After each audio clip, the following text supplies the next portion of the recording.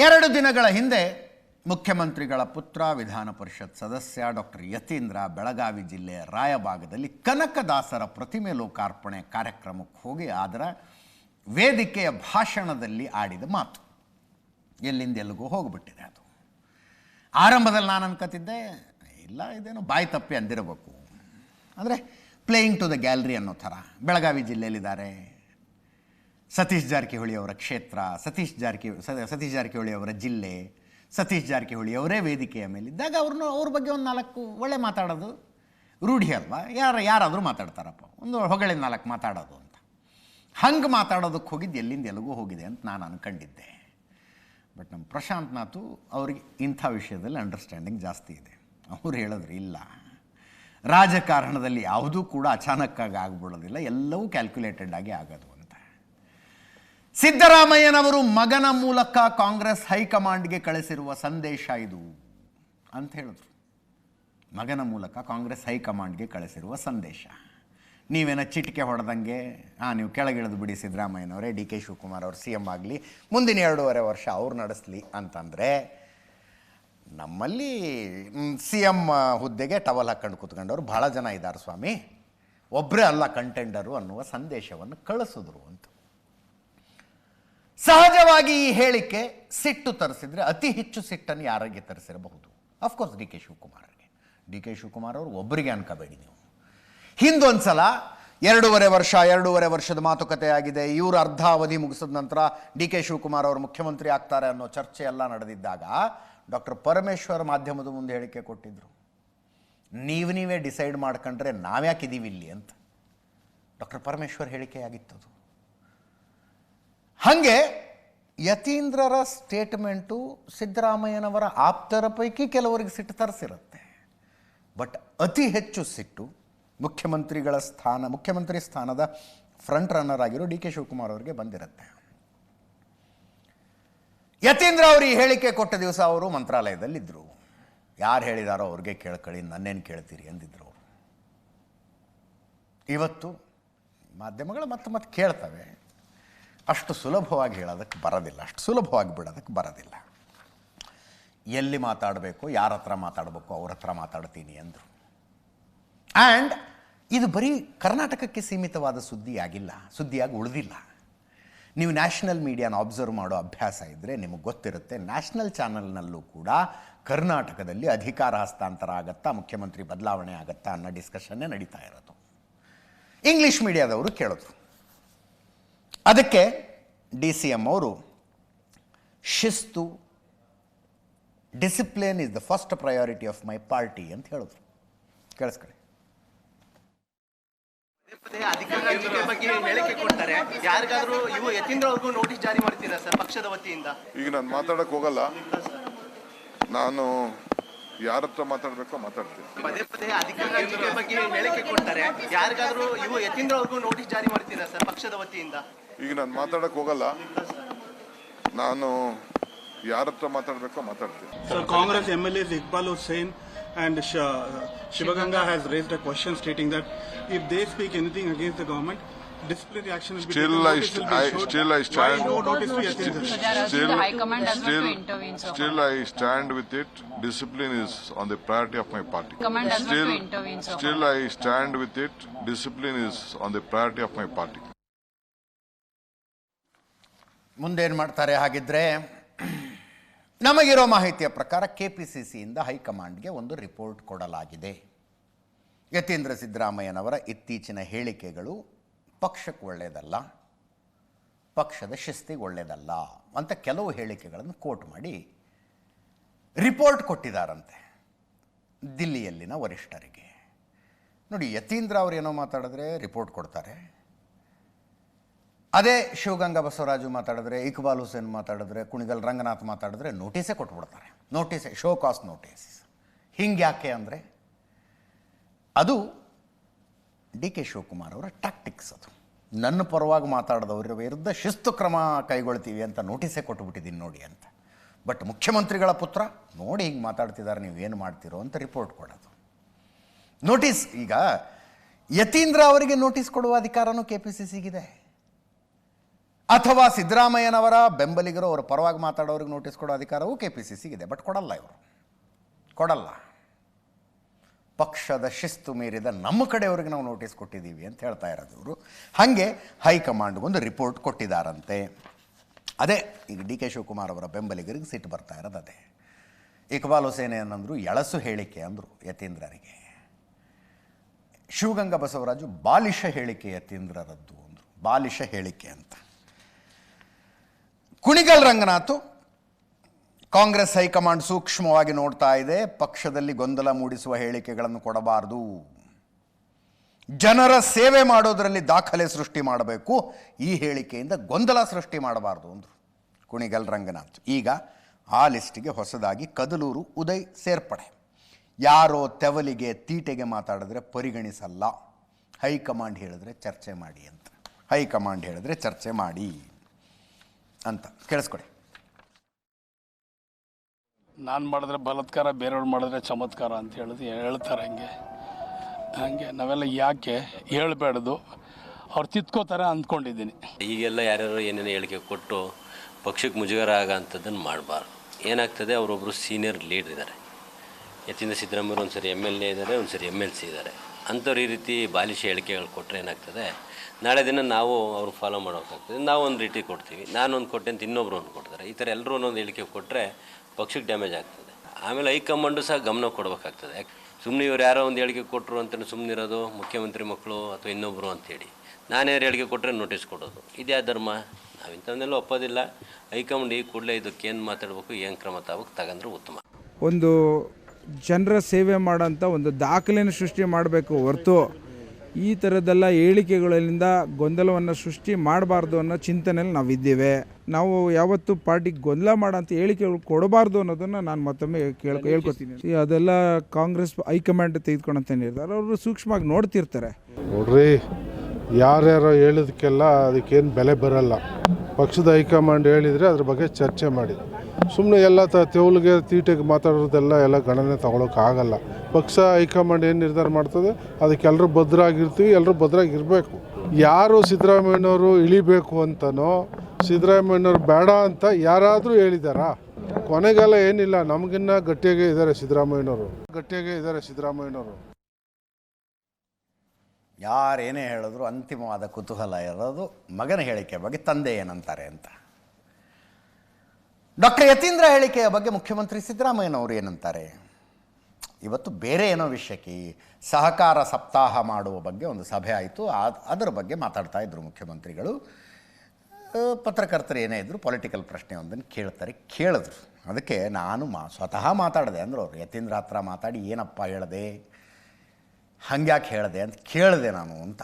ಯತೀಂದ್ರ ಅವರು ಅಪ್ಪ ಕೇಳಿದಾಗ ಹೇಳಿದ್ರಂತೆ, ಇಲ್ಲ ನಾನು ಸೈದ್ಧಾಂತಿಕ ನಾಯಕತ್ವದ ಬಗ್ಗೆ ಮಾತಾಡಿದೆ, ಮುಖ್ಯಮಂತ್ರಿ ಸ್ಥಾನದ ಬಗ್ಗೆ ಎಲ್ಲ ಮಾತಾಡಿಲ್ಲ ನಾನು ಅಂದ್ರಂತೆ. ಅದು ಹೇಳ್ತಾರೆ, ನೀವೇನೋ ಕೇಳಿರ್ತೀರಿ ಅವ್ರು ಹೇಳಿರ್ತಾರೆ ಅಂತ. ಪತ್ರಕರ್ತರ ಪ್ರಶ್ನೆ ಕೇಳಿ ಯತೀಂದ್ರ ಅವರು ಉತ್ತರ ಕೊಟ್ಟಿದ್ದಲ್ಲ ಇದು.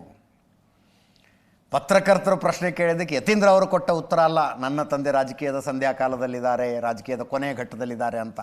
ಅದು ವೇದಿಕೆಯ ಭಾಷಣದಲ್ಲಿ ಅವ್ರು ಹೇಳಿದ್ದು, ಪ್ರಶ್ನೆ ಇರಲಿಲ್ಲ ಅಲ್ಲಿ. ಇದಕ್ಕೆ ಉತ್ತರ ಹೌದು ಅಲ್ವೋ ನೀವು ಹೇಳಬೇಕಷ್ಟೆ.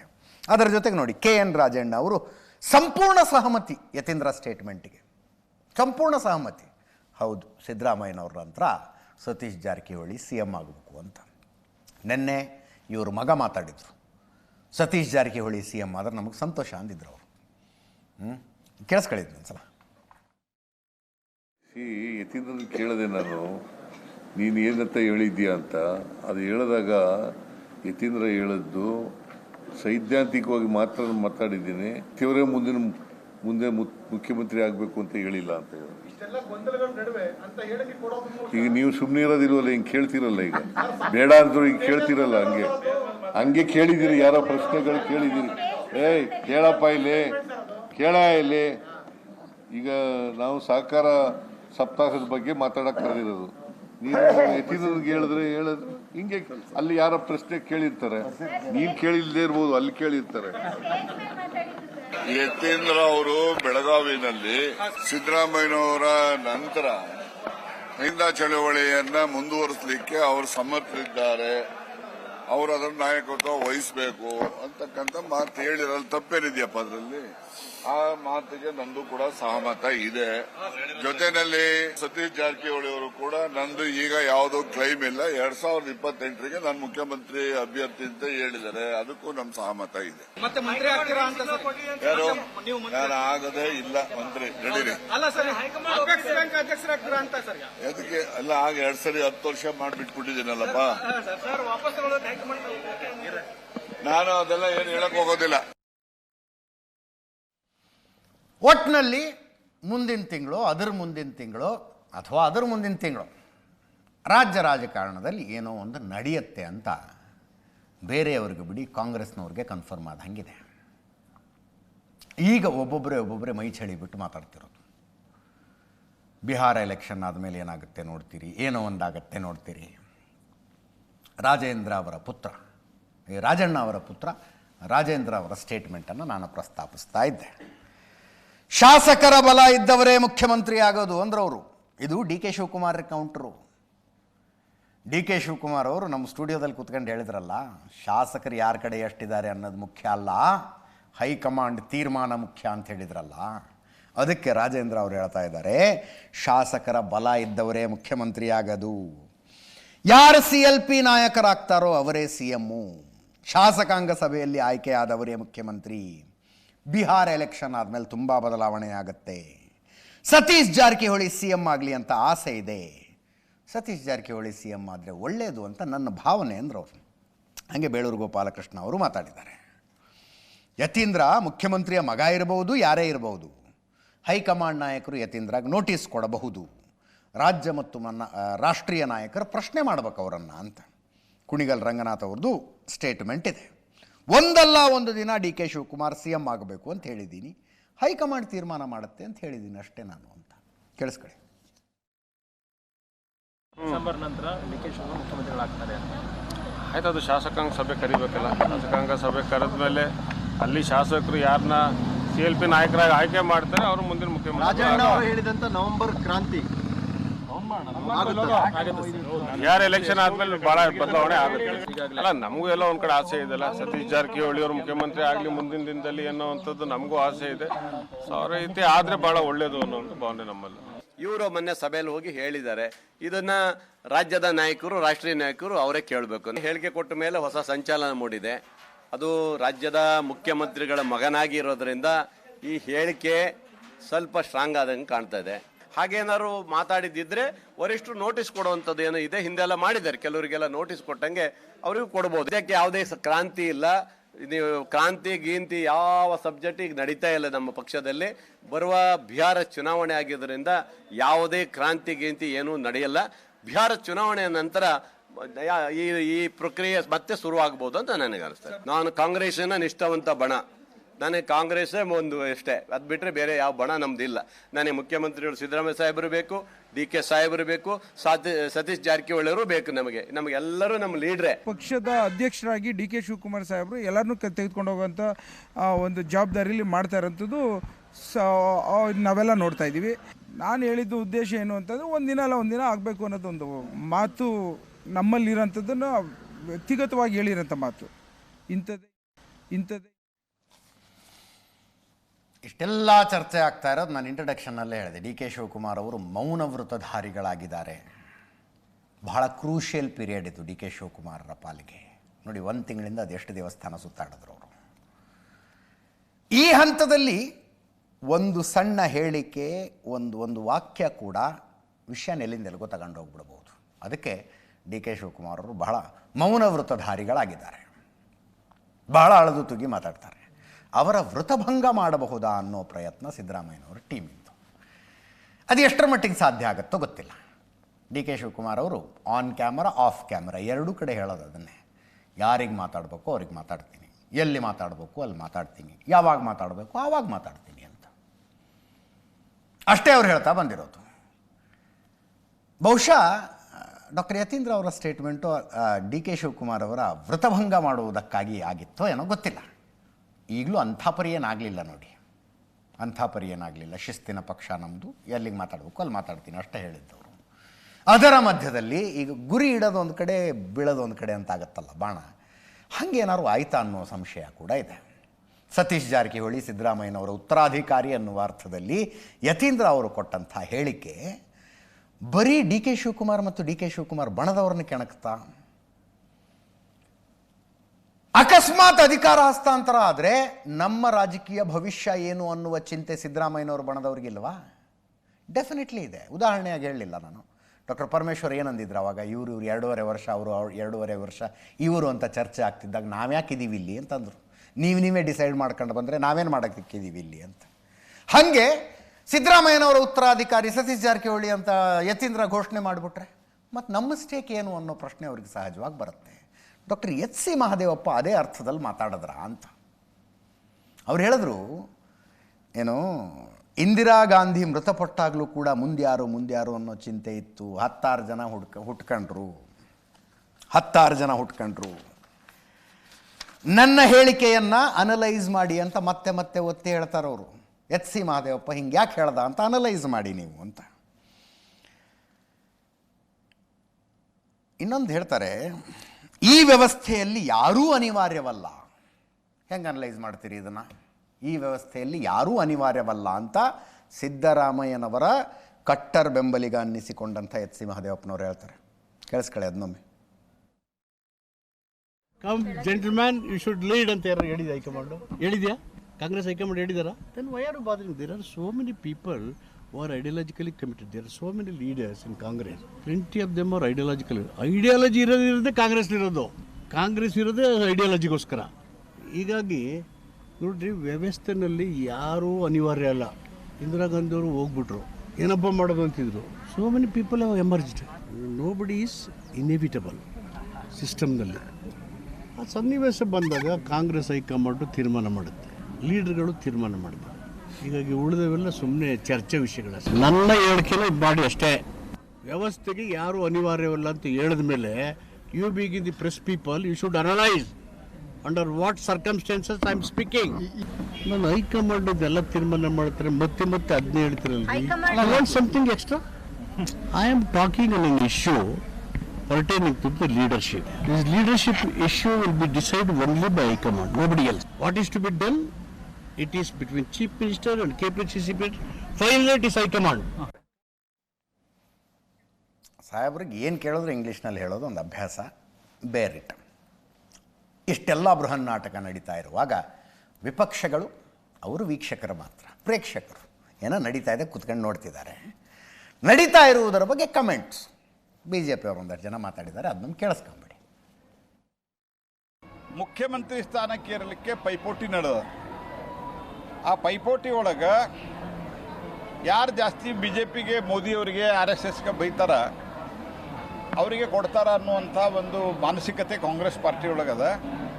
ಅದಕ್ಕೆ ಬಾಯಿ ಬಂದಂಗೆ ಮಾತಾಡೋದು, ಮೋದಿಯವ್ರನ್ನ ಮತ್ತು ಭಾರತೀಯ ಜನತಾ ಪಾರ್ಟಿ RSSನ ಬೈಯುವಂಥ ಒಂದು ಕಾಂಪಿಟೇಷನ್ ಕಾಂಗ್ರೆಸ್ ಪಾರ್ಟಿ ಒಳಗೆ ನಡೆದ. ಈಗ ಬಿಹಾರ್ ಎಲೆಕ್ಷನ್ ಆದ್ಮೇಲೆ ಬದಲಾವಣೆ ಇದೆಯಾ ಸರ್ ನಮ್ಮ ಸ್ಟೇಟಲ್ಲಿ? 100% ಡೌಟ್ ಇದೆ. ಇವಾಗ ಹೇಳಿಲ್ವಾ, ಸಿದ್ದರಾಮಯ್ಯನ ಮಗ ಹೇಳಿದ್ದಾರೆ, DK ಶಿವಕುಮಾರ್ ಯಾಕೆ ಟೆಂಪಲ್ ರನ್ ಮಾಡ್ತಾ ಇದ್ದಾರೆ? 2 ತಿಂಗಳಲ್ಲಿ ಅವರೊಂದು 20 ದೇವಸ್ಥಾನಕ್ಕೆ ಹೋಗಿದ್ದಾರೆ. 2 ತಿಂಗಳಲ್ಲಿ 20 ದೇವಸ್ಥಾನ. ಇಲ್ಲಿ ಸಿದ್ದರಾಮಯ್ಯ ಅವ್ರದ್ದೊಂದು meeting, dinner party meeting, breakfast meeting Parameshwar ಅವ್ರದ್ದು. ನನಗನ್ಸುತ್ತೆ ಸರ್ಕಾರನೇ ಬಿದ್ದೋಗ್ಬೋದು. ಕಾಂಗ್ರೆಸ್ ಪಕ್ಷದಲ್ಲಿ ಕನಿಷ್ಠ ಪಕ್ಷ ಒಂದು 10 ಜನರು ಕ್ಯೂನಲ್ಲಿದ್ದಾರೆ ಮುಖ್ಯಮಂತ್ರಿ ಆಗೋದು. DK ಶಿವಕುಮಾರ್ ಆದಿ. ಈಗ DK ಶಿವಕುಮಾರ್ ಕೂಡ ಒಬ್ಬ ಗಟ್ಟಿ ಮನುಷ್ಯ. ಎಲ್ಲಕ್ಕಿಂತ ಮಿಗಿಲಾಗಿ ನಾನು ಒಬ್ಬ ಖುಷಿ ಪಡೋನು. ಯಾಕೆ ಅಂತಂದ್ರೆ ಅಲ್ಲಿ ಯಾರಾದ್ರೇನು, ಪರಮೇಶ್ವರ ಆದ್ರೆ ಇನ್ನೂ ಸಂತೋಷ. ದಲಿತರಿಗೊಬ್ಬರು ಕೊಟ್ಟರು ಅಂತ. ದಲಿತರಿಗಂತೂ ಕಾಂಗ್ರೆಸ್ ಕೊಡೋದಿಲ್ಲ. ಮಾನ್ಯ ಶ್ರೀನಿವಾಸ್ ಪ್ರಸಾದ್ ಅಂತಂದ್ರೆ ಹುಲಿ ಅನ್ನೋರು, ಅವರನ್ನ ಬಲಿ ತಗೊಂಡು ಇವರು ಅವತ್ತು ಮಂತ್ರಿ ಆಗಿದ್ರು. ಮಂತ್ರಿ ಮಾಡ್ತೀವಿ ನಿನ್ನಂತ ಒಪ್ಪಿಸ್ಬಿಟ್ಟಿದ್ರು ಪ್ರಿಯಾಂಕರ್ಗೆ. ಇವರು ಮಂತ್ರಿ ಆಗಿದ್ರಿಂದ ಇನ್ನೊಂದು ಬಲಿ ತಗೊಂಡಿದ್ದ ಅವ್ರ ಅಪ್ಪ ಅವ್ರನ್ನೇ, ತಂದೆಯವ್ರನ್ನ. ಅವರು ಮುಖ್ಯಮಂತ್ರಿ ಆಗೋದನ್ನು ತಪ್ಪಿಸ್ಬಿಟ್ಟ. ನ್ಯೂಸ್ ಅವರ್ನ ಫಸ್ಟ್ ಹಾಫ್ ರಾಜಕಾರಣದ ಸುದ್ದಿಯನ್ನು ನೋಡಿದ್ರೆ, ಈಗ ಚಿತ್ತಾಪುರದಲ್ಲಿ RSS ಪಥಸಂಚಲನದ ವಿಷಯ ಹೈಕೋರ್ಟ್ಗೆ ಹೋಗಿರುವ ಸುದ್ದಿ. ಇದು ರಾಜಕಾರಣವೇ. ಡಾಕ್ಟರ್ ಯತೀಂದ್ರ ಬೆಳಗಾವಿಯಲ್ಲಿ ನಿಂತ್ಕೊಂಡು ಸೈದ್ಧಾಂತಿಕ ನಾಯಕತ್ವ, ಪ್ರಗತಿಪರ ನಾಯಕತ್ವ ಅಂತ ಮಾತಾಡಿದ್ರು. ಅದು ಸತೀಶ್ ಜಾರಕಿಹೊಳಿ ಅವರಲ್ಲಿದೆ ಅಂತ. ಪ್ರಿಯಾಂಕ ಖರ್ಗೆ ಅವರಲ್ಲೇನು ಕಡಿಮೆ ಇದೆಯಾ? RSS ವಿರುದ್ಧ ತೊಡೆ ತಟ್ಟಿಬಿಟ್ಟಿದ್ದಾರೆ ಅವರು. ಸರ್ಕಾರಿ ಶಾಲೆ ಕಾಲೇಜು ಮೈದಾನದಲ್ಲಿ, ಅನುದಾನಿತ ಶಾಲೆ ಕಾಲೇಜು ಮೈದಾನದಲ್ಲಿ, ಆಮೇಲೆ ಯಾವುದು ಪುರಾತತ್ವ ಇಲಾಖೆಯ ಜಾಗದಲ್ಲಿ RSSಗೆ ಅವಕಾಶ ಕೊಡಬಾರ್ದು, ಚಟುವಟಿಕೆಗಳಿಗೆ ಅವಕಾಶ ಕೊಡಬಾರ್ದು. ಸರ್ಕಾರಿ ನೌಕರರು RSS ಪಥಸಂಚಲನದಲ್ಲಿ ಗಣವೇಶದಲ್ಲಿ ಭಾಗಿಯಾಗಿದ್ದ ಸಸ್ಪೆಂಡು. ಇದು ಸೈದ್ಧಾಂತಿಕ ನಾಯಕತ್ವ ರೀ. ನೋಡಿ, ಚಿತ್ತಾಪುರ ಅವರ ಸ್ವಕ್ಷೇತ್ರದಲ್ಲಿ RSSನವರು ಪಥಸಂಚಲನ ಮಾಡಬೇಕು ಅಂದರು. ವಿಜಯದಶಮಿ ಪಥಸಂಚಲನ, ವಿಜಯದಶಮಿ ಅಕ್ಕಪಕ್ಕದಲ್ಲಿ RSSನವರು ಪಥಸಂಚಲನ ಮಾಡ್ತಾರೆ. ಮೊದಲ ಅರ್ಜಿ ಕೊಟ್ಟರು, 19ನೇ ತಾರೀಕು ಮಾಡ್ತೀವಿ ಅಂತ. ಅದರ ಬ್ಯಾನರು ಬಂಟಿಂಗ್ ಹಚ್ಚೋದಕ್ಕೆ 6,000 ರೂಪಾಯಿ ಫೀಸ್ ಕಟ್ಟಿದ್ರು. ಆನಂತರ ಪರ್ಮಿಷನ್ ಇಲ್ಲ ಅಂತ ಪುರಸಭೆ ಹೇಳ್ತು. ಆ ಡೇಟ್ ಮುಗಿದು ಹೋಯ್ತಲ್ಲ, ಮತ್ತು 2ನೇ ತಾರೀಕು ಅಂದರು. ಪರ್ಮಿಷನ್ ಸಿಕ್ಕಿಲ್ಲ, ಇನ್ನು ಕೊಡೋದಿಲ್ಲ ಅಂತೇನು ಹೇಳಿಲ್ಲ, ಪುರಸಭೆ ಕೊಟ್ಟಿಲ್ಲ ಅಷ್ಟೇ. ಅದೇ ಟೈಮಿಗೆ ಒಂದರ ನಂತರ ಒಂದರಂತೆ 8 ಸಂಘಟನೆಗಳವರು ಅರ್ಜಿ ಸಲ್ಲಿಸಿದ್ರು. RSSನ ಅರ್ಜಿ ಇದ್ದದ್ದು ನವೆಂಬರ್ 2ನೇ ತಾರೀಕು ಚಿತ್ತಾಪುರದಲ್ಲಿ ನಾವು ಪಥಸಂಚಲನ ಮಾಡ್ತೀವಿ, ಇಂಥ ಮಾರ್ಗದ ಮೂಲಕ ಪಥಸಂಚಲನ ಮಾಡ್ತೀವಿ ಅಂತ ಅರ್ಜಿ. ನಾವು ಆವತ್ತೇ ಮಾಡೋರು ಅಂತ RSS ಸೇರಿದಂತೆ 8 ಅರ್ಜಿಗಳು ಬಂದಿದ್ದಾವೆ. ಇವತ್ತು ಇನ್ನೊಂದು ಬಂದಿದೆಯಂತೆ. RSS ಕಡೆಯಿಂದ ಒಬ್ಬ ಪ್ರತಿನಿಧಿ ಹೈಕೋರ್ಟಿಗೆ ಹೋದರು. ಕಲಬುರಗಿ ಪೀಠಕ್ಕೆ ಬರುತ್ತೆ. 2ನೇ ದಿನದ ವಿಚಾರಣೆ ಇವತ್ತು. ಪಥಸಂಚಲನಕ್ಕೆ ಅವಕಾಶ ಕೊಡಬೇಕು ಅಂತ designated senior council Arun Shyam ಅವರು ವಾದ ಮಾಡ್ತಾ ಇದ್ದಾರೆ. ಅವಕಾಶ ಕೊಡೋದಿಲ್ಲ ಅಂದರೆ ರಾಜ್ಯ ಸರ್ಕಾರದ ನಿಲುವು ಸ್ಪಷ್ಟ ಆಗಿದ್ದು ಇವತ್ತು ಹೈಕೋರ್ಟ್ ಮುಂದೆ. ಅವಕಾಶ ಕೊಡೋದಿಲ್ಲ ಅಂತ ವಾದ ಮಾಡೋದಕ್ಕೆ ಅಡ್ವೊಕೇಟ್ ಜನರಲ್ ಶಶಿಕಿರಣ್ ಶೆಟ್ಟಿ ಬಂದಿದ್ದರು. ಭಾರೀ ವಾದ ವಿವಾದಗಳಾದವು. ಇದು MGS ಕಮಲ್, ನ್ಯಾಯಮೂರ್ತಿ MGS ಕಮಲ್ ಅವರ ಪೀಠದಲ್ಲಿ. ನಿಮಗೆ ವರ್ಬ್ಯಾಟಿಮ್ ತೋರಿಸ್ತೀವಿ ಏನೇನಾಯಿತು ಅಂತ. ಅರುಣ್ ಶ್ಯಾಮ್ ಅವರು ವಾದ ಮಾಡಿದ್ರು, ನವೆಂಬರ್ 2ನೇ ತಾರೀಕು ಪಥಸಂಚಲನಕ್ಕೆ ಅವಕಾಶ ಕೊಡಬೇಕು ಅಂತ ಅರ್ಜಿ ಸಲ್ಲಿಸಲಾಗಿದೆ. ಯಾವ್ಯಾವ ಮಾರ್ಗದಲ್ಲಿ ಹೋಗುತ್ತೆ ಪಥಸಂಚಲನ ಅನ್ನೋದನ್ನು ಕೂಡ ವಿವರವಾಗಿ ಹಾಕಿದ್ದೀವಿ, ಅರ್ಜಿ ಸಲ್ಲಿಸಿದ್ದೀವಿ, ಅದಕ್ಕೆ ಅನುಮತಿ ಕೊಡಬೇಕು ಅಂತ. ಅಡ್ವೊಕೇಟ್ ಜನರಲ್ ಹೇಳಿದ್ರು ಶಶಿಕಿರಣ್ ಶೆಟ್ಟಿ ಅವರು, ತುಂಬ ಜಾಸ್ತಿ ಜನ ಓಡಾಡೋ ಜಾಗದಲ್ಲೇ ಪಥಸಂಚಲನ ಮಾಡ್ತೀವಿ ಅಂತ ಅರ್ಜಿ ಹಾಕಿದ್ದಾರೆ. ಈ ಪಥಸಂಚಲನಕ್ಕೆ ಅವಕಾಶ ಕೊಟ್ಟರೆ ಕಾನೂನು ಸುವ್ಯವಸ್ಥೆಗೆ, ಲಾ ಆ್ಯಂಡ್ ಆರ್ಡರ್ಗೆ ಸಮಸ್ಯೆ ಆಗುತ್ತೆ ಅಂತ DC ಅವ್ರದ್ದು ರಿಪೋರ್ಟ್ ಇದೆ. 1-2 ವಾರ ಟೈಮ್ ಕೊಡಿ, ನಿರ್ಧಾರ ಮಾಡ್ತೀವಿ ಅಂದರು.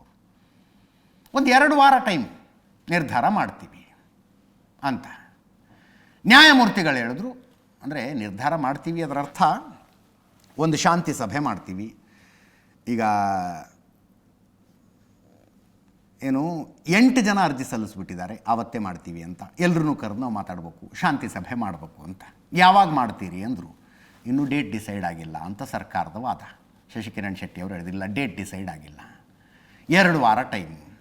ಅದಕ್ಕೆ ಅರುಣ್ ಶ್ಯಾಮ್ ಅವರು ಹೇಳಿದ್ರು, ಅದು ಏನು ಮಾಡ್ತೀರೋ ಗೊತ್ತಿಲ್ಲ, 2ನೇ ತಾರೀಕು, ನವೆಂಬರ್ 2ನೇ ತಾರೀಕು ಪಥಸಂಚಲನಕ್ಕೆ ಅವಕಾಶ ಆಗುವಂತೆ ಮಾಡಿ ಅಂತ. ಈಗ ನಾವು ಶಾಂತಿ ಸಭೆ ಮಾಡ್ತೀವಿ ಅಂಥೇಳಿ 4ನೇ ತಾರೀಕು, 6ನೇ ತಾರೀಕು, 8ನೇ ತಾರೀಕು ಶಾಂತಿ ಸಭೆ ಮಾಡ್ತೀವಿ ಅಂದರೆ 2ನೇ ತಾರೀಕು ಪಥಸಂಚಲನ ಮಾಡೋ ತಯಾರಿಯಲ್ಲಿ RSSನವರು ಇದ್ದಾರೆ. ಅದಕ್ಕೆ ನ್ಯಾಯಪೀಠ ಹೇಳ್ತು, ನೀವು ಮೀಟಿಂಗ್ ಮಾಡೋದಿದ್ರೆ 28ನೇ ತಾರೀಕು ಕರೆದು ಬಿಡಿ. 28ನೇ ತಾರೀಕು ಶಾಂತಿ ಸಭೆ ಮಾಡಿ, ಶಾಂತಿ ಸಭೆಯಲ್ಲಿ ಏನು ನಿರ್ಣಯ ಆಯಿತು ಅನ್ನೋದನ್ನು 30ನೇ ತಾರೀಕು ನೀವು ಹೈಕೋರ್ಟ್ ಪೀಠಕ್ಕೆ ಹೇಳಿ ಅಂತ ನ್ಯಾಯಪೀಠ ಹೇಳ್ತು. ಅದಕ್ಕೆ ಒಪ್ಕೊಂಡ್ರು. ಡೇಟನ್ನು ಹೈಕೋರ್ಟ್ ಹೇಳ್ತು 28ನೇ ತಾರೀಕು ಮಾಡಬೇಕು ಅಂತ. ಸಮಯ ಅದನ್ನು ಸರ್ಕಾರ ನಿಗದಿ ಮಾಡುತ್ತೆ, ಸ್ಥಳ ಸರ್ಕಾರ ನಿಗದಿ ಮಾಡುತ್ತೆ. ಈ ರೀತಿ ವಾದ ಪ್ರತಿವಾದಗಳು ಹೋದವು. 2 ವಾರದಲ್ಲಿ ಈ ವಿಷಯಕ್ಕೆ ಒಂದು ಪರಿಹಾರದ ಜೊತೆಗೆ ಬರ್ತೀವಿ ಅಡ್ವೊಕೇಟ್ ಜನರಲ್ ಅವರು ಹೇಳಿದ್ರು. ಅದಕ್ಕೆ ನ್ಯಾಯಮೂರ್ತಿಗಳು ಒಂದು ಹಂತದಲ್ಲಿ ಹೇಳ್ತಾರೆ, ಮೀಟಿಂಗ್ ಯಾವಾಗ ಕರೆದಿದ್ದೀರಿ, ಈ ವಿಷಯ ಹೆಂಗೆ ನಿಭಾಯಿಸ್ತೀರಾ ಅನ್ನೋದು ನಿಮ್ಮ ಆಡಳಿತದ ಸಾಮರ್ಥ್ಯವನ್ನು ನಿರ್ಧರಿಸುತ್ತೆ ಅಂತ ಹೇಳಿದ್ರು. ಅರುಣ್ ಶ್ಯಾಮ್ ಅವರು ವಾದ ಮಾಡಿದ್ರು, ಸರ್ಕಾರ ಸಮಸ್ಯೆಯನ್ನು ನಿವಾರಿಸ್ತಾ ಇಲ್ಲ, ಸಮಸ್ಯೆಯನ್ನು ಸೃಷ್ಟಿ ಮಾಡ್ತಾ ಇದೆ. ನಾವು ಸಾಕಷ್ಟು ಸಮಯ ಕೊಟ್ಟು ದಿನಾಂಕವನ್ನು ನಿಗದಿ ಮಾಡಿದ್ದೀವಿ. ನಾವು ನಿರ್ಧರಿಸಿದ ದಿನವೇ ಇನ್ನೂ 10 ಸಂಘಟನೆ ಮನವಿ ಮಾಡಬಹುದು, ಅವಕಾಶ ನೀಡಲ್ಲ ಅಂದರೆ ಹೆಂಗೆ? ಅಂದರೆ ಇಲ್ಲ, ಅವರು ಕೇಳ್ತಾ ಇದ್ದಾರೆ, ಇವರು ಕೇಳ್ತಾ ಇದ್ದಾರೆ, ಅದಕ್ಕೆ ನಾವು ನಿಮಗೆ ಕೊಡೋದಿಲ್ಲ ಅಂತಂದರೆ ಹೆಂಗೆ? ಈಗ ಯಾರ್ಯಾರು ನಾವು ಪ್ರತಿಭಟನೆ ಮಾಡಬೇಕು, ಪಥಸಂಚಲನ ಮಾಡಬೇಕು, ಏನು ಇನ್ನೊಂದು ಕ್ರಿಶ್ಚಿಯನ್ ಆರ್ಗನೈಸೇಷನ್ ಒಂದು ವಿಶ್ವಶಾಂತಿಗಾಗಿ ಪ್ರೇಯರ್ ಮಾರ್ಚ್ ಮಾಡಬೇಕು ಅಂತ ಒಂದು ಕೊಟ್ಟಿದ್ದಾರೆ, ಪ್ರಾರ್ಥನಾ ನಡಿಗೆ ಮಾಡ್ತೀವಿ ಅಂತ. ಅವ್ರಿಗೆ ಬೇರೆ ಬೇರೆ ದಿನಾಂಕ ಕೊಟ್ಕೊಳ್ಳಿ. ಅರುಣ್ ಶ್ಯಾಮ್ ಅವರ ವಾದ, ಬೇರೆ ಬೇರೆ ದಿನಾಂಕ ಕೊಟ್ಕೊಳ್ಳಿ. ನಾವು ಕೇಳ್ತಾ ಇರೋದು ನವೆಂಬರ್ 2ನೇ ತಾರೀಕು ನಮಗೆ ಅವಕಾಶ ಮಾಡಿಕೊಡಿ ಅಂತ. ಅದಕ್ಕೆ ಶಶಿಕಿರಣ್ ಶೆಟ್ಟಿ ಅವರು ಹೇಳಿದ್ರು 8 ಸಂಘಟನೆಗಳು ನವೆಂಬರ್ 2ನೇ ತಾರೀಕಿಗೆ ಮಾಡ್ತೀವಿ ಅಂತ ಮನವಿ ಸಲ್ಲಿಸಿದ್ದಾರೆ.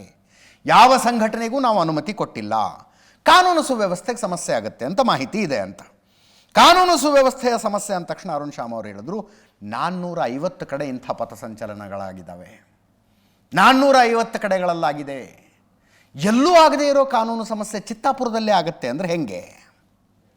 ಎಲ್ಲೂ ಆಗಿಲ್ಲ 450 ಕಡೆ, ಚಿತ್ತಾಪುರದಲ್ಲೇ ಆಗುತ್ತೆ ಅಂದರೆ ಹೆಂಗೆ?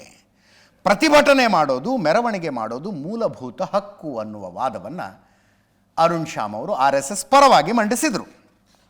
ಯಾವಾಗ ಪ್ರತಿಭಟನೆ ಮಾಡೋದು, ಮೆರವಣಿಗೆ ಮಾಡೋದು ಮೂಲಭೂತ ಹಕ್ಕು ಅಂತ ಅರುಣ್ ಶ್ಯಾಮ್ ಅವರು ಹೇಳಿದ್ರು, ಆವಾಗ ಶಶಿಕಿರಣ್ ಶೆಟ್ಟಿ ಅವರು ಹೇಳಿದ್ರು ಪ್ರತಿಭಟನೆಗೆ, ಮೆರವಣಿಗೆಗೆ ನಿರ್ಬಂಧ ವಿಧಿಸುವ ಅವಕಾಶ ಕೂಡ ಇದೆ, ಅದು ಕಾನೂನುಬದ್ಧವೇ ಅಂತ. ಆವಾಗ ನ್ಯಾಯಮೂರ್ತಿಗಳು ಹೇಳಿತ್ತು 28ಕ್ಕೆ ಶಾಂತಿ ಸಭೆ ನಡೆಸಿ ಒಂದು ನಿರ್ಧಾರಕ್ಕೆ ಬನ್ನಿ ಅಂತ.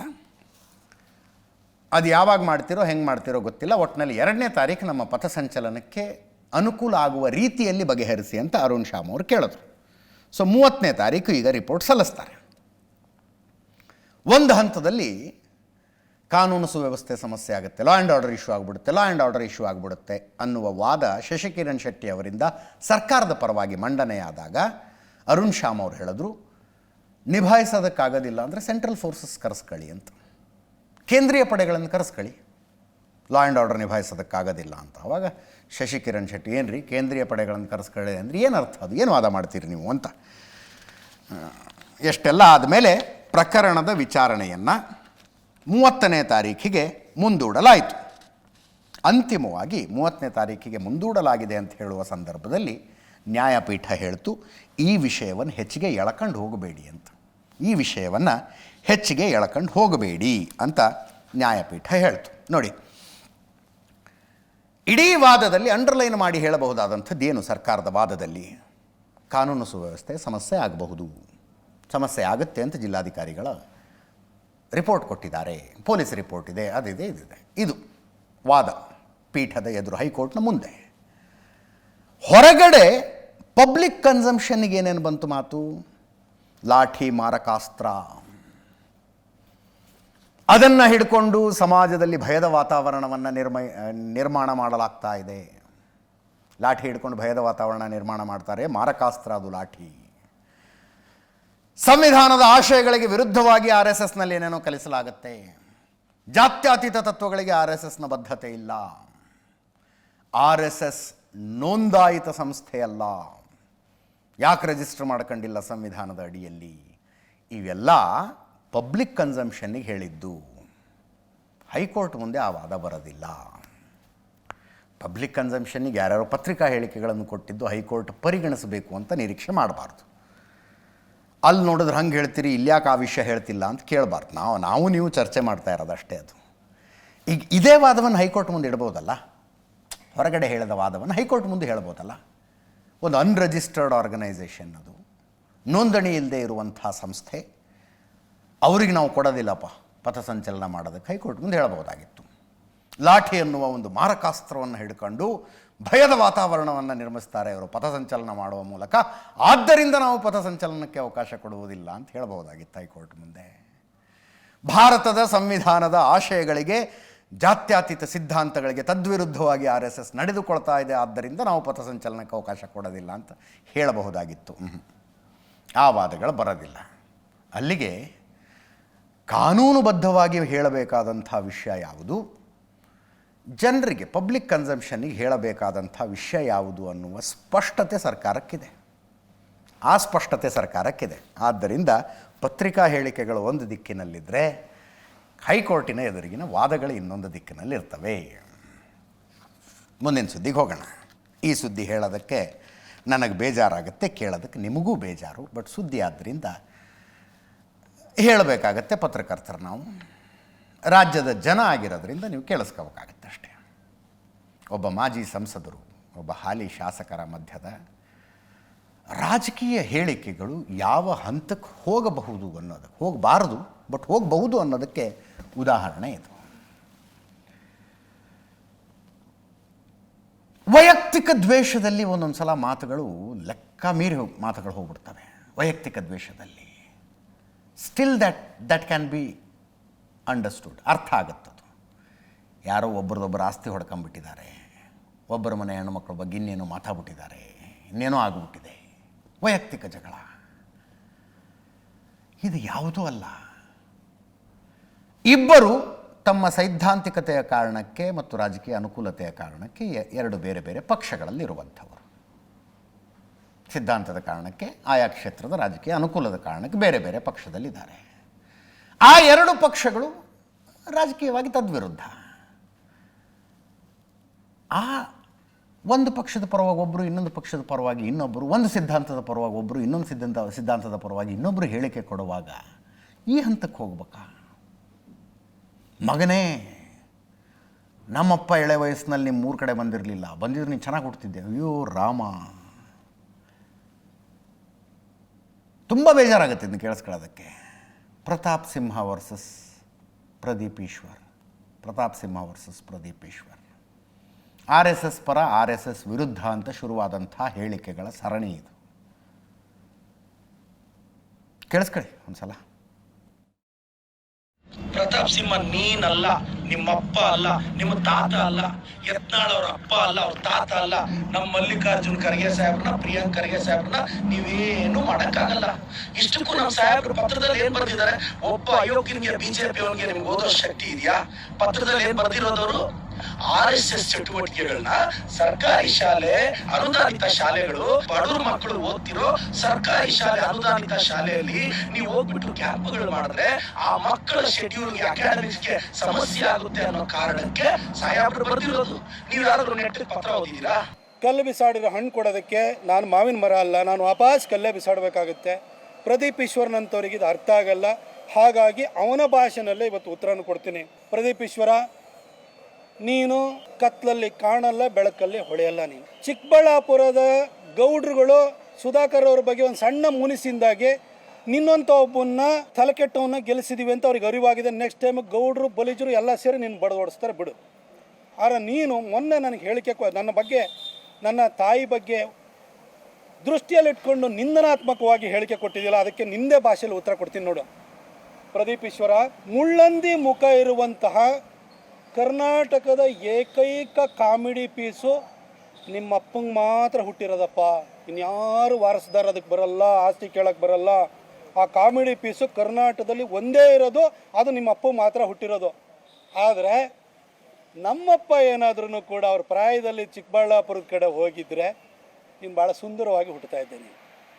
ಇನ್ನೊಂದು ಸಾರಿ ವೈಯಕ್ತಿಕವಾಗಿ ಮಾತಾಡ್ತಾ ಇರ್ಬೇಕಾದ್ರೆ ಎಚ್ಚರಿಕೆಯಿಂದ ಇರಬೇಕು ಮಗನೇ. ಇದನ್ನು ನಿನಗೆ ವಾರ್ನಿಂಗ್ ಕೊಟ್ಟು ಹೇಳ್ತಾ ಇದ್ದೀನಿ. ಇವತ್ತೇನೋ ಹೇಳಿದ್ದಾರೆ, ಕತ್ಲಲ್ಲಿ ಪ್ರದೀಪ್ ಈಶ್ವರ ಕಾಣಿಸಲ್ಲ ಅಂತ. ನಿನಗೇನು ಬರಗಾಲ ಗುರು, ಕತ್ಲಲ್ಲಿ ನನ್ನನ್ನು ಹುಡುಕ್ತಾ ಇದೀಯಾ? ಇಷ್ಟು ಬರಗಾಲ ಬಂದಿದ್ಯಾ ನಿನಗೆ? ಗುರು, ಕತ್ಲಲ್ಲಿ ನನ್ನನ್ನು ಯಾಕೆ ಹುಡುಕ್ತೀಯಾ? ಛೇ, ನಾಚಿಕೆ ಆಗಲ್ವ ಪ್ರತಾಪ ನಿನಗೆ? ನಾನು ಹಂಗಲ್ಲ ಗುರು, ಕತ್ಲಲ್ಲಿ ನನ್ನನ್ನು ಯಾಕೆ ನೀನು ಹುಡ್ಕಕ್ಕೆ ಬರ್ತೀಯಾ ಅಂತ. ಪ್ರತಾಪ್ ಸಿಂಹ ಅವರು, ಅವ್ರ ತಂದೆ ಅವರು ಚಿಕ್ಕಬಳ್ಳಾಪುರಕ್ಕೆ ಬಂದಿದ್ದಿದ್ರೆ ನಾನು ಸುಂದರವಾಗಿ ಹುಡ್ತಿದ್ನಂತೆ. ನಮ್ಮ ತಂದೆ ನಿಮ್ಮ ಊರಿಗೆ ಬರಲಿಲ್ಲ ಅಂತ ಬೇಜಾರಾ? ನಾನು ಕಳ್ಸಕ್ಕೆ ರೆಡಿ ಇಲ್ಲ ಗುರು, ನಮ್ಮದು ಸಂಪ್ರದಾಯ ಕುಟುಂಬ. ಮತ್ತು ಇನ್ನೇನೋ ಹೇಳಿದೆ, ಒಂದು ಕತೆ ಹೇಳ್ತಾರೆ ಪ್ರತಾಪ್ ಸಿಂಹ, ಮುಳ್ಳಂದಿ ನಮ್ಮ ತಂದೆಗೆ ಹುಟ್ಟಿದ್ದು ಅಂತ. ನಾನು ಅದೇ ಅಲ್ಲ ಗುರು ಹೇಳಿದ್ದು, ಈ ಸ್ಟೋರಿಯಲ್ಲಿ ನೀನು ಮುಳ್ಳಂದಿ ಅಷ್ಟೇ. ಇವಾಗ ಸಿಂಕ್ ಮಾಡ್ಕೊಂಡು ನೋಡು. ಕತ್ಲಲ್ಲಿ ನಾನು ಕಾಣಲ್ಲ ಅಂತೀಯ, ನೀನು ಕತ್ಲಲ್ಲಿ ನನ್ನನ್ನು ಯಾಕೆ ಹುಡುಕ್ತೀಯ? ನೀನು ಬೆಳಕಲ್ಲಿ ಹುಡುಕಿದ್ರೆ MP ಟಿಕೆಟ್ ಸಿಗೋದು, ನೀನು ಕತ್ಲಲ್ಲಿ ನಮ್ಮನ್ನು ಹುಡುಕ್ತಾ ಇದೆಯಾ? ಏನು ಬರಗಾಲ ಗುರು, ಬೇಜಾರಾಗುತ್ತೆ ಗುರು. ಆ ಕಥೆಯಲ್ಲಿ ಲಾಸ್ಟ್ ಸ್ಟೋರಿಯಲ್ಲಿ ಪ್ರತಾಪ್ ಸಿಂಹ, ಆ ಕಥೆಯಲ್ಲಿ ಮುಳ್ಳಂದಿ ನೀನು. ಇವಾಗ ಸ್ಟೋರಿ ಸಿಂಕ್ ಮಾಡ್ಕೋ ಗುರು. ನೀನೇನು ತ್ರಿಪುರ ಸುಂದರ ನೀನು. ಏನು ಪ್ರತಾಪ್ ಸಿಂಹ, ಇನ್ನೊಂದ್ಸಲ ರಿವೈಂಡ್ ಮಾಡ್ಕೊಂಡು ನೋಡು ಮಗನೇ. ಬೆಳಗ್ಗೆ ಆ ಕೂದಲೆಲ್ಲ ಬಾಸದೆ ಪ್ರೆಸ್ ಮೀಟಿಗೆ ಬರ್ತೀಯಲ್ಲ, ಆವಾಗ ನೀನು ನೋಡ್ಕೋ, ಮುಳ್ಳಂದಿ ನೀನಾ ನಾನಾ?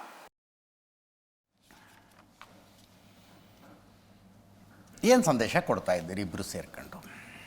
ಕೇಳಬೇಕಾಗಿರೋ ಪ್ರಶ್ನೆ ಇಷ್ಟೇ. ನೀವು ಈ ಮಾತುಗಳನ್ನು ಆಡುವ ಮೂಲಕ ನಿಮ್ಮನೆ ಹೆಣ್ಣು ಮಕ್ಕಳ ಮಾನವನ್ನಲ್ವಾ ಬೀದಿಗೆ ತಂದು ನಿಲ್ಲಿಸ್ತಾ ಇರೋದು? ಈಗ ನೀವು ಕೇಳೋದಕ್ಕೆ ಹೋದ್ರೆ ಇಲ್ಲ ಸರ್ ಫಸ್ಟ್ ಅವ್ನು ಶುರು ಮಾಡ್ದ, ಫಸ್ಟ್ ಇವನು ಶುರು ಮಾಡ್ದ. ಬಟ್ ಯಾರು ಶುರು, ಎಲ್ಲೋ ಒಂದು ಕಡೆ ನಿಲ್ಬೇಕಲ್ರಿ ಇದು, ಎಲ್ಲೋ ಒಂದು ಕಡೆ ನಿಲ್ಬೇಕಲ್ಲ. ನಿಲ್ಸೋರು ಯಾರು? ಯಾರೋ ಸಾಮಾನ್ಯರು ಮಾತನಾಡಿದರೆ ನಿಲ್ಲಿಸಬಹುದಾದಂಥದ್ದು ಅಂತ ಅನಿಸೋದಿಲ್ಲ. ಮುಂದಿನ ಸುದ್ದಿಗೆ ಹೋಗೋಣ. ದೀಪಾವಳಿ ರಜೆ ಮುಗಿಸ್ಕೊಂಡು ಬೆಂಗಳೂರಿಗೆ ಬರ್ತಾ ಇದ್ದಂಥ 42 ಜನರ ಪೈಕಿ 20 ಜನ, 46 ಜನರ ಪೈಕಿ 20 ಜನ ಸುಟ್ಟು ಕರಕಲಾಗ್ಬಿಟ್ರು. ಕರ್ನೂಲ್ ಹತ್ತಿರ ನಡೆದಂಥ ರಾತ್ರಿ ನಡೆದಂಥ ಬಸ್ ದುರಂತ ಇದು. ಹೈದರಾಬಾದ್ನಿಂದ ಬೆಂಗಳೂರಿಗೆ ಬರ್ತಿತ್ತು ಓಲ್ವೋ ಬಸ್ಸು. ಆಂಧ್ರದ ಕರ್ನೂಲ್ ಹತ್ರ, ಕರ್ನೂಲು ಜಿಲ್ಲೆ ಚಿನ್ನಟೆಕೋರು ಅನ್ನುವ ಊರು, ಚಿನ್ನಟೆಕೋರು ಅನ್ನುವ ಊರ ಹತ್ರ ದುರಂತ ನಡೆಯಿತು.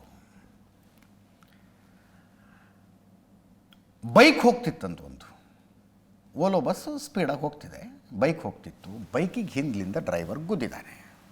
ಪಾಪ ಏನೋ ಯಾವುದೋ ಟೈಲ್ಸ್ ಫ್ಯಾಕ್ಟ್ರಿಯಲ್ಲಿ ಕೆಲಸ ಮಾಡ್ತಾ ಇದ್ದಂಥವ್ನು ನೌಕರಿ ಮುಗಿಸ್ಕೊಂಡು ಬೆಳಗಿನ ಜಾವ ಮನೆಗೆ ಹೋಗ್ತಾ ಇರುವಾಗ ಬೈಕು ಹಿಂದ್ಲಿಂದ ಬಸ್ ಗುದ್ದಿದೆ.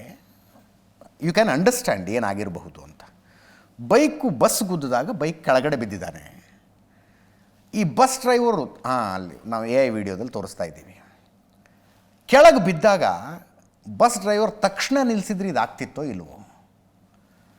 ಬೈಕ್ನಲ್ಲಿದ್ದವನು, ಆತನ ಬೈಕ್ ಎರಡೂ ಬಸ್ ಕೆಳಗೆ ಸಿಕ್ಕಾಕೊಂಡಿದ್ದಾವೆ. ಒಂದು 300 ಮೀಟರ್ ಎಳ್ಕೊಂಡು ಹೋಗ್ಬಿಟ್ಟಿದ್ದಾನೆ ಬಸ್ ಡ್ರೈವರು. ಸಹಜ ಫ್ರಿಕ್ಷನ್ ಆಗುತ್ತೆ, ಬೈಕಿಗೂ ರಸ್ತೆಗೂ ಫ್ರಿಕ್ಷನ್ ಆದಾಗ ಬೆಂಕಿ ಹೊತ್ಕೊಂಡಿದೆ ಕೆಳಗೆ. ಡೀಸೆಲ್ ಟ್ಯಾಂಕ್ನಲ್ಲಿ ಲೀಕೇಜ್ ಇತ್ತು ಅನಿಸುತ್ತೆ, ಓಲೋ ಬಸ್ಸಿನ ಡೀಸೆಲ್ ಟ್ಯಾಂಕ್ನಲ್ಲಿ. ತಕ್ಷಣ ಹೊತ್ಕೊಂಡ್ಬಿಡ್ತು. ಇದು ಬ್ಲಾಸ್ಟ್ ಆದಂಗೆ ಆಗಿದೆ. 15 ನಿಮಿಷದಲ್ಲಿ ಕಥೆನೇ ಮುಗಿದೋಗಿದೆ ಅಲ್ಲ. ಬ್ಲಾಸ್ಟ್ ಆದಂಗೆ ಡೀಸೆಲ್ ಟ್ಯಾಂಕಿಗೆ, ಫುಲ್ ಇರ್ಬೇಕು ಟ್ಯಾಂಕು. ನೋಡ್ತಾ ಇದ್ದಂಗೆ ಬಸ್ ಹೊತ್ಕೊಂಡು ಉರಿಯೋಕ್ಕೆ ಶುರುವಾಗಿದೆ. 39 ವಯಸ್ಕರಿದ್ದರು, 4 ಜನ ಮಕ್ಕಳಿದ್ರು, 2 ಡ್ರೈವರ್ಸ್ ಇದ್ದರು. 2 ಜನ ಮಕ್ಕಳು ಸೇರಿದಂತೆ 20 ಜನ ಸುಟ್ಟು ಹೋಗಿದ್ದಾರೆ. ನೋಡಿ, 42 ಜನರಲ್ಲಿ ಒಬ್ಬ, ಈ ಸಾವು ಕರಿಯತ್ತೆ ಅಂತಾರಲ್ಲ, 46 ಜನರಲ್ಲಿ ಒಬ್ಬ ಸುಮ್ಮನೆ ಬಸ್ಸಿಗೆ ಕೈ ಮಾಡಿ ಬಸ್ ಹತ್ಕೊಂಡಿದ್ದು. ಟಿಕೆಟ್ ಬುಕ್ಕಿಂಗ್ ಇಲ್ಲ, ಏನಿಲ್ಲ. ಹೋಗುವಾಗ ನಿಂತಿರ್ತಾರಲ್ಲ ರೋಡ್ ಸೈಡು, ಕೈ ಮಾಡಿ ಬಸ್ ಹತ್ಕೊಂಡಿದ್ದು.